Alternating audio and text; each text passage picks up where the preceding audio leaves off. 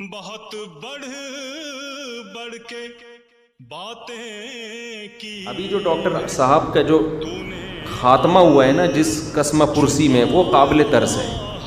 ابھی جو ڈاکٹر صاحب کا جو خاتمہ ہوا ہے نا جس قسمہ پرسی میں، وہ قابل ترس ہے. اب آپ بتاؤ، ایک آدمی کی بیوی اس کے بغیر لباس کی ویڈیو وائرل کرتی ہے، اس عورت کو لوگ کچھ نہیں کہہ رہے.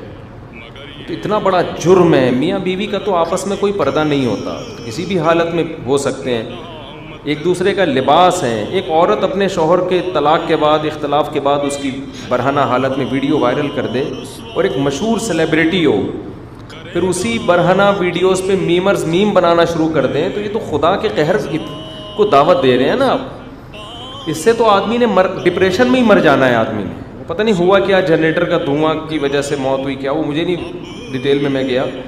لیکن عامر لیاقت صاحب کے ساتھ اگر یہ واقعہ نہ بھی ہوتا جنریٹر کا یا کچھ بھی، یہ ویسے ہی اس نے مر جانا تھا. جو حالت تھی نا، چیخنا چلانا راتوں کو اٹھ کے، جو حالت تھی نا، چیخنا چلانا راتوں کو اٹھ کے، جو حالت تھی نا، چیخنا چلانا راتوں کو اٹھ کے.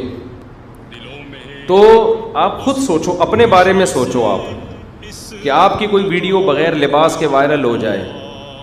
جو غیر مشہور آدمی ہے وہ ٹینشن سے مر جائے گا، تو جو مشہور آدمی ہے اس کی کیا عزت. اور پھر اس میں میم بھی بنانا شروع کر دیں. میمرز کو بھی شرم نہیں آتی کہ تم کسی کو اس طرح سے کیوں ایکسپوز کر رہے ہو.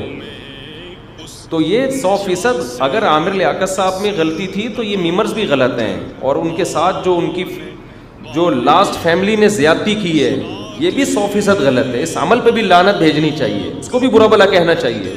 میرا تو خیال تھا اب اس پہ کیس ہوگا کہ کسی کی برہنہ حالت میں ویڈیو وائرل کرنا، یہ تو پاکستان کے جو لا ہے اس کے تحت بھی غیر قانونی حرکت ہے. لیکن میرا خیال ہے ڈاکٹر صاحب اتنی ڈپریشن میں تھے کہ وہ کیس بھی شاید نہیں کیا انہوں نے. تو میمز میں کسی کی توہین کرنا جائز نہیں ہے.